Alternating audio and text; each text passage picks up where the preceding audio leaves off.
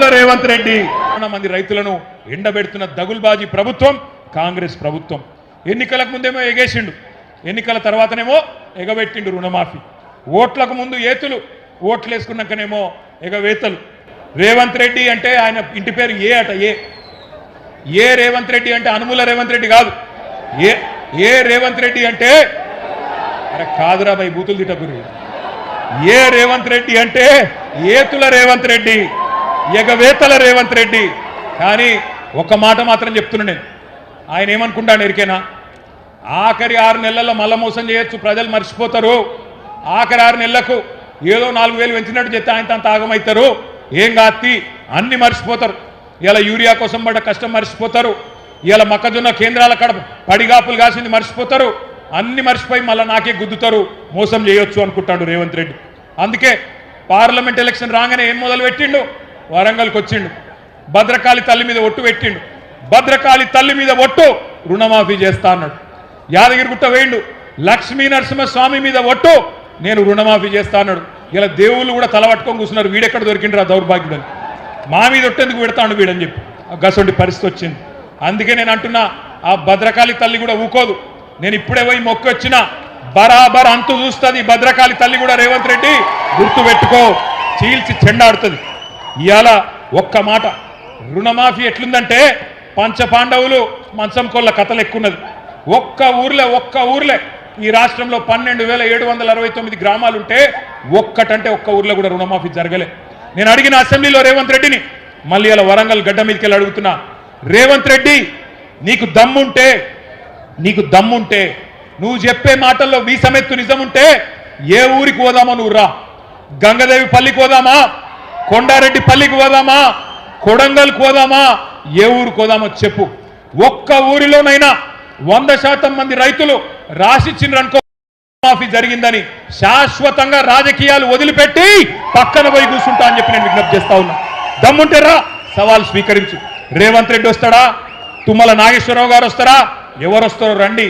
రుణమాఫీ జరగని మాట వాస్తవమా కాదా? చారాన మాత్రమే జరిగింది, వాస్తవమా కాదా? మరి రాహుల్ గాంధీ చెప్పిన డిక్లరేషన్ ఎక్కడ పోయింది అని నేను అడుగుతున్నా. ఇప్పుడేమో బండా ప్రకాశ్ అన్న చెప్తున్నాడు, ఈ కాంగ్రెస్ వాళ్ళు అక్కడెక్కడో మధ్యప్రదేశ్లో మీటింగ్ పెట్టిండ్రట. అదేంది ఏమంటాడు వాడు, కర్జా మాఫీసే కర్జా ముక్తు తక్, కర్జా మాఫీసే కర్జా ముక్తు తక్ అంటే రుణమాఫీ నుంచి రుణం లేని రోజుల దాకా తీసుకొస్తాం రైతులని చెప్పిండ్రట. ఎక్కడ పోయిందని అడుగుతా ఉన్నా రాహుల్ గాంధీ గారిని. మాఫీ చారానా టోపీ బారానా, అది పరిస్థితి ఈరోజు. బ్యాంకుల చుట్టూ తిరిగి యాస్టకొచ్చింది రైతులకు. ఆఖరికి ఆదిలాబాద్లో ఒక రైతన్న, ఆయన పేరు జాదవ్ రావు, రైతు బ్యాంకులోనే పురుగుల మందు దాగి అక్కడనే చచ్చిపోయింది. ఇవాళ దొంగ మాటలు, కాంగ్రెస్ వాళ్ళ లంగ మాటలు నమ్మి బ్యాంకులకు పోయి లోన్లు తెచ్చుకొని వడ్డీలు కట్టలేక విలవిలలాడుతున్నాడు తెలంగాణ రైతన్న. ఆఖరికి ఆసరా పెన్షన్ పైసలు వాటిని పట్టుకుంటున్నారు బ్యాంకులోళ్ళు. మీరు ఎకరానికి రైతు బందేస్తే వాటిని కూడా ఆగబట్టుకుంటున్నారు, వాటిని కూడా రుణమాఫీ కింద ఇవాళ కట్టుకుంటా ఉన్నారు అన్నాడు. మరి ఒక ఏడాది కడుపు కట్టుకుంటే కట్టేస్తా అన్నాడు. మరి ఇవాళ వాళ్ళు కడుపు కట్టుకోలే, కాంగ్రెస్ వాళ్ళు కడుపులు కొడుతున్నారు, జనం కడుపుల మీద దంతున్నారు. అందుకే రుణమాఫీ కాలే. బకాసురులాగా ఒక్కొక్కటి అన్ని బుక్క పెడుతున్నారు. ఇసుక బొక్కుతున్నారు, బొగ్గు బుక్కుతున్నారు, బూడిద కూడా బుక్కుతున్నారు. ఆఖరికి ఇక మీ జిల్లా మంత్రులు అయితే చెప్పతరం కాదు. తెల్లారి లేస్తే కమిషన్లు, పర్సంటేజీలు, దందాలు, నాకెంత నీకెంత. ఆఖరికి సమ్మక్క సారక్క కాడ కాంట్రాక్ట్ల కాడ కూడా కొట్లాడుకుంటారు ఎవడన్నా. గా సమ్మక్క సారక్క జాతర కాడ 70 కోట్ల కాంట్రాక్ట్ కోసం పొంగులేటికి, సురేఖక్కకు, సీతక్కకు పంచాయతీ. ఏది 70 కోట్లలో నీకెంత నాకెంత, రైతులకు ఎన్నడియాలే, ప్రజల సంగతి ఏంది, ఆ సోయి కూడా లేదు. ఇలా దండుపాలెం ముఠాను మించి దండుకుంటున్నారు, దోచుకుంటున్నారు రేవంత్ రెడ్డి ఆయన కంపెనీ. ఎట్లున్నదయ్యా ఇయాలంటే, ఇంత ఘోరమైన పరిస్థితి ఉన్నదంటే చాలా బాధాకరమైన పరిస్థితి. రైతుల ఖాతాల్లో వేయడానికి పైసలు లేవట, మీకు పెన్షన్లు ఇచ్చినందుకు పైసలు లేవట, మీకు ఆడపిల్లలకి 2,500 ఇచ్చినందుకు పైసలు లేవట. కానీ రాహుల్ గాంధీ ఖాతాలో వేయడానికి మాత్రం జోరుగా పైసలు ఉన్నాయట.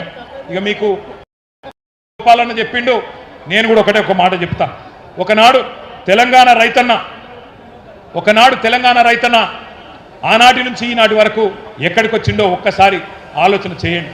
ఒకనాడు అన్నమో రామచంద్ర అని అంబలి కేంద్రాల కాడ దీనంగా నిలబడ్డ తెలంగాణ రైతన్న ఇవాళ మొత్తం దేశానికే బువ్వ పెట్టే స్థాయికి వచ్చిండు అంటే దానికి కారణం కేసీఆర్ గారు కాదా? కేసీఆర్ గారి 10 ఏళ్ల పరిపాలన కాదా? మీరు ఆలోచించమని చెప్పి నేను కోరుతా ఉన్నా. ఒకనాడు తన గుమ్మిలో ధాన్యం లేక గుబులు పడ్డ రైతన్న ఇవాళ దేశం మొత్తానికే పంజాబ్ను హర్యానాను తలదన్ని వడ్లు పండించి నెంబర్ 1 స్థానంలో నిలబెట్టిన ఇప్పుడున్న యూత్కి, ఇప్పుడున్న జెన్జీకి తెలియదు. కానీ మన పాతకాలం రైతన్నలకు, మన పాతకాలం రాజన్నలకు, మల్లన్నలకు, మా గోపాలన్నకు తెలుసు. ఆ రోజుల్లో కాంగ్రెస్ ఉన్నప్పుడు ఎంత ఘోరంగా ఉండే పరిస్థితి.